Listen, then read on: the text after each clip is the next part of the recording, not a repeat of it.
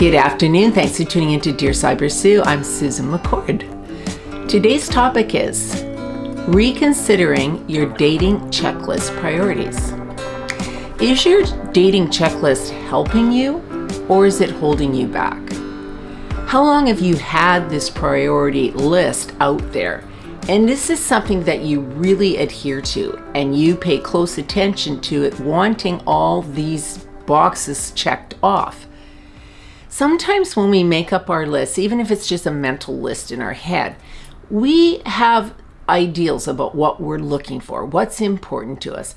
But sometimes it can be extremely high maintenance. The thing you have to understand when you're on a date with somebody and you start doing sort of the interview style questionnaire, it is a huge turnoff to people.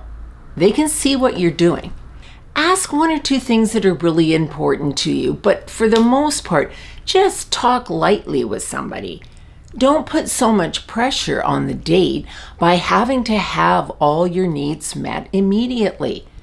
People don't want this style of questioning when they're dating. They want it to be fun. They want it to be lighthearted and see if there's a personality with someone and that your personalities mesh together. If you're overly judgmental when you first meet somebody, or critical, or whatever words you want to use, people can see this.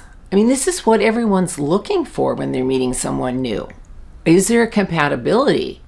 Is there a controlling situation going on here? Do they have so many high maintenance priorities that you're never going to be able to fit into their life? It's also important to revisit your checklist because you want to make sure that those things that you've looked at and wanted in your life for so long still reflect the values that you have today. Sometimes we hold on to things we think we want without re-evaluating where we've come from and who we are now. That's another really important thing to think about because you want to make sure that you are being true to yourself as well. It's not about just checking off all the boxes.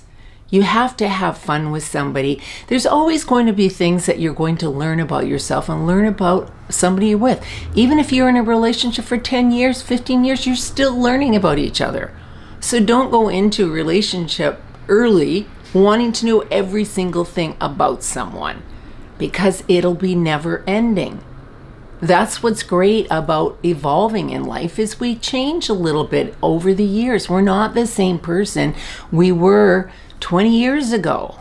If your checklist is primarily about income status and physical attraction and what their career is, all those sort of superficial initial things, you're going to end up in the same uncomfortable situation all the time because you're not getting any substance other than those top priorities for yourself. That's not a way to grow in a relationship. Rigid expectations can limit opportunities.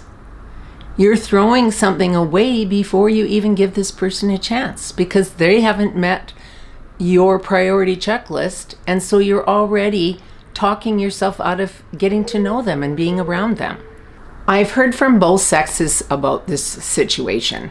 Some men say that women have a much higher, longer, high maintenance checklist than they do. Whereas women will say men may have a shorter list, but it's just as high maintenance. The problem here is we need to get rid of having any list that's standing in our way of finding happiness. I am not saying you shouldn't have questions when you're out on a date. But just make them a little more lighthearted, a little more gentle. Because you want to slow things down a bit. People don't want to feel pressured. They want to feel that it's a nice, slow-paced, fun way to get to know somebody. One other point I want to make here is with online dating now, you're just a quick swipe away from being eliminated. People aren't taking much time getting to know someone. So that's almost as bad as going on a date with a high priority checklist because you're already assuming that a person's a certain way if you don't like something. On an online dating form, and when you're filling things out, that not everybody is really comfortable with talking about themselves or putting what they should put out there. Just really look between the lines sometimes and just see, is this person genuine, or is there sincerity in what they're saying? Are they looking for similar things that I'm looking for? Don't be so quick to terminate a situation and swipe off the other way, because this is eliminating chances for you because of this quick assumption. So what should your checklist look like? Of course, you want to have something in your mind about what you're looking for in a partner. That's just a given. But you want to have things on there that are meaningful and can bring you the right partner. And the first one is character. Are they kind? Are they trusting? Are they loyal? Do they follow through with what they say? These are big things to look for in the beginning. Compatibility. How do you two work together? Is it an easy conversation when you're talking to them? Is there joking and laughing? Are you both lighthearted? Is one person more serious than the other one? This is something that you want to pay close attention to, because this will bring you back to the second date. Don't forget, first impressions make or break a second date. So you want to put your best personality forward and make it real, authentic you. Number 3, attraction. Of course you want to be attracted to somebody, but I'm not just talking about sexual attraction. It's not always the outside that you stay attracted to.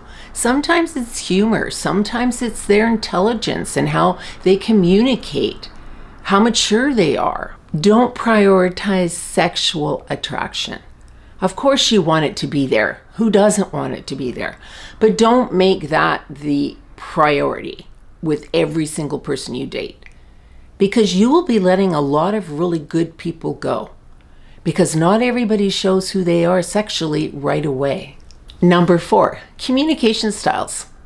How do you talk to each other? Is there a nice rapport? Is it reciprocated? Or is it like pulling teeth trying to get someone to talk? This is really important, because if you're really openly communicative with each other, you started out in a great place. You're not going to have a lot of questions because you're talking about everything.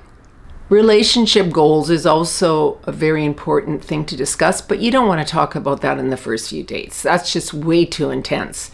But it is something you want to have on your checklist, because if you're meeting somebody and they outright say, I don't want children, I don't want to get married, and you do, you have to remove yourself from this situation.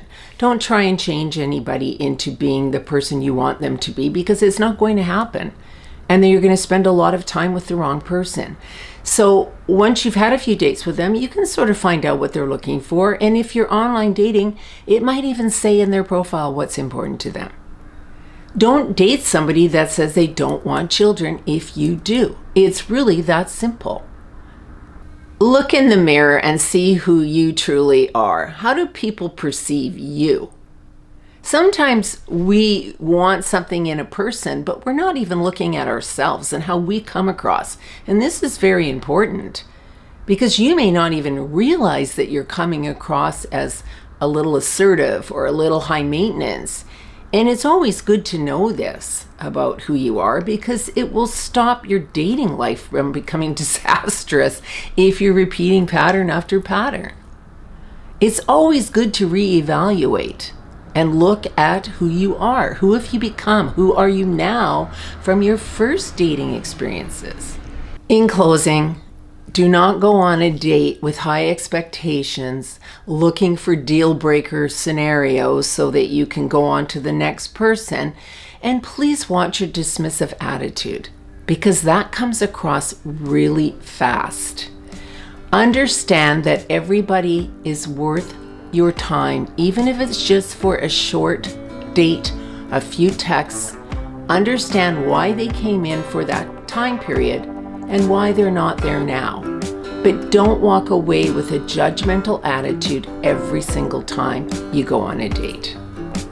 Thank you so much for tuning in to Dear Sybersue. Please subscribe. Please leave your comments below. And Let people know, what did you do? How did you fix your checklist? And did it cause problems for you? And how did it work out for you? Thank you so much. Bye, everyone.